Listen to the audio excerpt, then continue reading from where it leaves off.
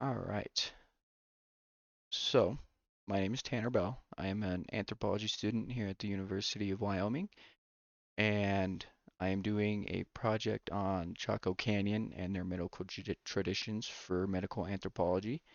Um, the main reason why I chose Chaco Canyon was just the mere fact of how much it fascinates me, how this community with very um, sophisticated technology for its time just up and vanished. Today I just want to focus, I'll talk a little bit about Chaco Canyon itself. I'll go into the medical traditions of Chaco Canyon, and then I will kind of just wrap up with some final thoughts. So to begin, we're gonna talk about just kind of the history of Chaco Canyon. So Chaco Canyon is located in New Mexico. This Pueblo Bonito is the largest of the great houses, which I'll get into. Um, and it is believed that the first people actually arrived in Chaco Canyon around as early as Paleo Indian time, so it was roughly 10,000 years ago, which was occupied by ancestral Puebloans at the beginning of the Archaic times, which that lasted till around roughly 1250 AD. Um, this community at Chaco Canyon became a center of social complexity. So they had trade routes. They built these huge houses called great houses, and there's at least nine of them. I cannot pronounce all of them, but our main focus will probably be Pueblo Bonito since it is the largest out of the great houses. Um, and then, which another thing, this is kind of like a side thought, but what is wild is living here during those times. Um, Vegetation wouldn't grow because it's so during the summer it can reach 100 degrees Fahrenheit, and then during the winter it can be like negative 20 degrees. So these harsh conditions made it hard for vegetation to grow whatsoever. So these established trade routes are how they got their resources, how they were able to basically survive in this kind of environment. Um, so then going back to the great houses, um, they were able to create irrigation systems to transport water between the great houses. They had fields for planting, and then there were roads all over Chaco Canyon, mainly trade routes, but also just for communal travel between, areas of Chaco Canyon itself. Um, so then, if you go, we're gonna move into a little bit about the great houses. So this, I believe, this is Pueblo Bonito. This is the excavated portion, but these houses were massive. They were multiple stories tall. Um, a paper by Lexen et al. Back in, I think, was it 1998, estimated that these great houses, um, just kind of calculating how long and how many people it would take to actually create one of these great houses due to the gathering of clay, water, wood beams. They said it would be probably take around a 10-year period to create these great houses. And this is equivalent to 30 men working roughly 2 to 4 months a year to complete this project. Um, Not only were these multiple floors, but I think the Pueblo Bonito had roughly 650 rooms. And then not only, they were huge, but here's like more of a sectional type view of a typical gray house. So you would have one floor, there's a second floor, and there's kind of like a no, I would say that yeah, first floor, second floor, third floor, and all of these had multiple different sections in them. So there's um a raised door right here. You have a door and a balcony on this side. There's a window, a vent. There would be a corner door located right here. So these were very sophisticated structures for their time that had all of these. elements that we would see in typical kind of houses today, ventilation systems, roofs, balconies, outdoor portions, stuff like that.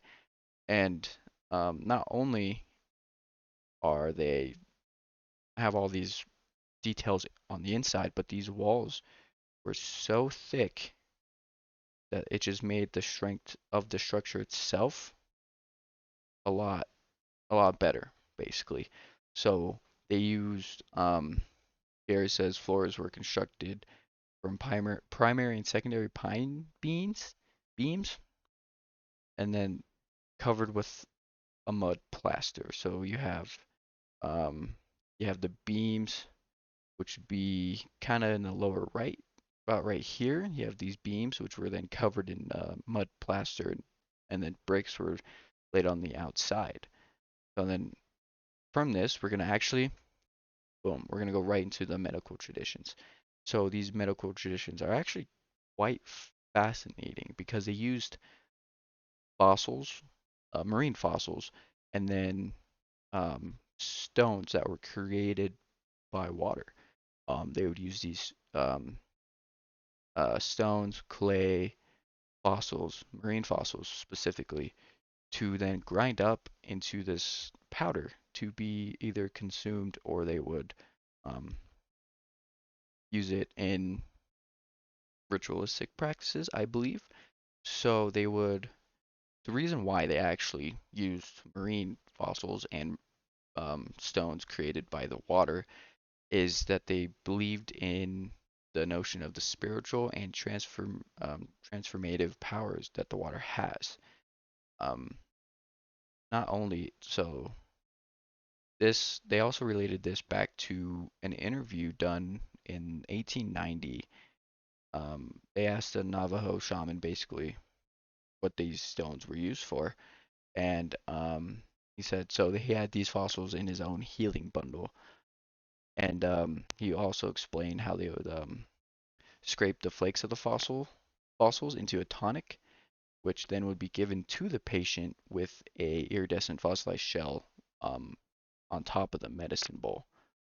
So, going on to see, here's another example of these fossils that were found in this. I think it was Pueblo Bonito. These were the fossils found in seems like specific rooms. There's a figure, I believe, in a couple sites that will talk about that, but there's specific rooms that these fossils were found in, and it is believed that these were, like these were the shamans were. So these were where the shaman practices took place. This is where you would go if you're feeling sick. Um, Now, so going from why they use these stones to something called cosmovision, which is defined as the conception that indigenous people have, that both collectively and individually, of the physical and spiritual world and the environment in which they conduct their lives. So it is believed that the use of marine fossils and water forms stones were to use the powers of the water to help heal a individual. So,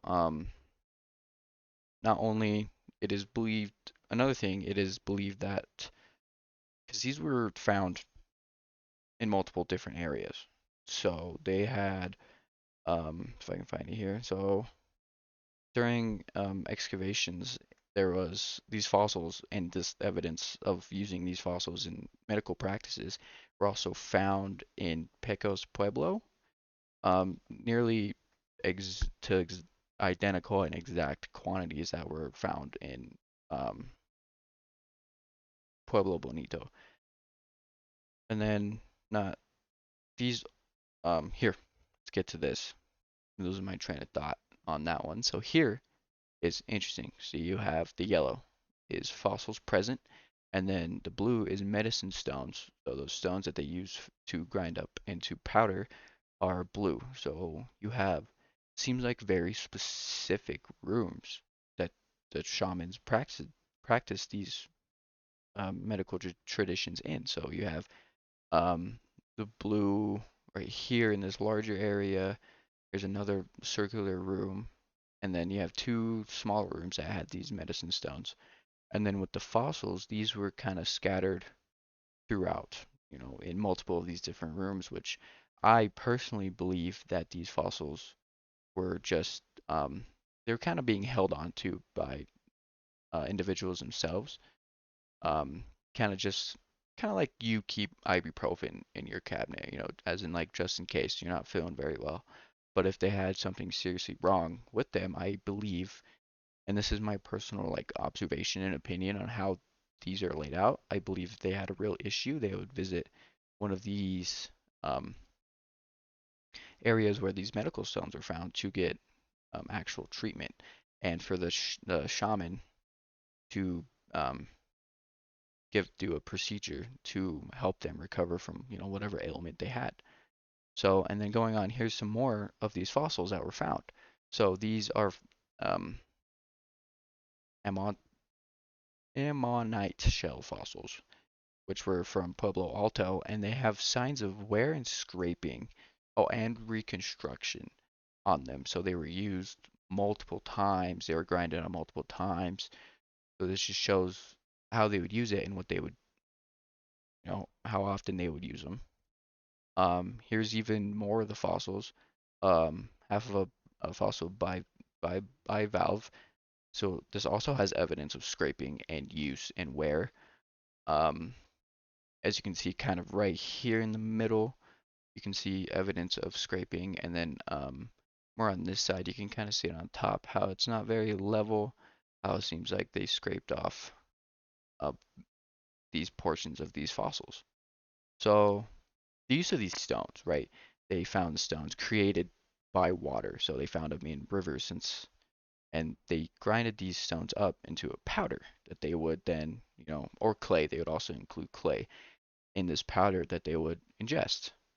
And then they believe since it came from water and how water is so transformative, um, and how it flows, they believe that by ingesting these objects and clay, that they would gain the power of the water, which would then help them of whatever they are personally dealing with. So moving on from the stones, we're going to go into my final thoughts. Personally, Chaco Canyon was very sophisticated for its time. It was wild to learn how they actually thrived as they did with the creation of trade routes. Um, they had vegetation, even in these harsh climates. They were able to create irrigation systems to transport water. They had these traditions with, water stones to, heal or help anybody get over any kind of ailment they had. And then just the architecture that they were able to do during this time is super fascinating and super interesting. Just how they were able to create these large structures by hand made out of clay, brick, wood. It was just wild. And then here I actually have how they kind of um, how their community kind of declined and dispersed. So basically, what happened is just how they were just unsustainable use of the land. So they used the land irresponsibly, basically. That would actually then lead to land erosion due to overuse of the land, and then it would also lead, since they couldn't grow anything because of this erosion, it would also lead to trees being removed, being able not to grow. They weren't able to gather wood. Um, using the resources around them irresponsibly basically led them to like a social collapse. So the survivability of living in Chaco Canyon decreased rapidly, which would mean they would have to leave. They couldn't stay there, they couldn't sustain themselves there, they would have to leave, basically. And to relate this to, a couple topics in class, I kind of went with we learned this in week 3. So we did comparing medical systems, Africa and witchcraft. Um, there's a lot of tribes in Africa that actually um, do focus on, shamanism. They use shamanism to heal. They use all kind of witchcraft, sorcery, magic, and I related it back to that week three, what we learned in class during week three, to the Chaco people and their medical traditions, just based on um, the relation back to shamanism, basically, especially from that Navajo shaman they interviewed, which I found was very interesting. How he was able to connect, like, oh yeah, I use these fossils and these stones in my own like medicine kit, basically, and how he said he would scrape the fossils into this powder and then he would use that powder to treat anybody of any kind of ailment, basically. And just the relation to the Navajo shaman, what he did, and to the medical practices that the Chaco Canyon or the Chaco people did, were just I found very, very fascinating. And then trying to relate it back to Africa and witchcraft, that was definitely the difficult part, trying to relate it back to Africa and witchcraft, since it's not really we have more information basically on the medical traditions and whatnot in Africa than we do about the Chaco people. Since the Chaco people were, they lived, 12,000 or 1200 AD, we don't have a lot. And what's left basically is in those great houses. And that was, if I can see, I'll actually go back to the big one, this one, Pueblo Bonito. This is the best one we have. This is the best evidence we have of these great houses and how you have all these different rooms in these great houses, and it's just it's wild to me that they are able to construct these. These were multiple stories, so these were huge great houses, and it just kind of blows my mind how these massive houses, these massive structures, and this is all we have left. This is all we have left to study of these people of the past, and it's wild and kind of it's very difficult to try to connect um their medical traditions to um, traditions in Africa that African tribes conduct.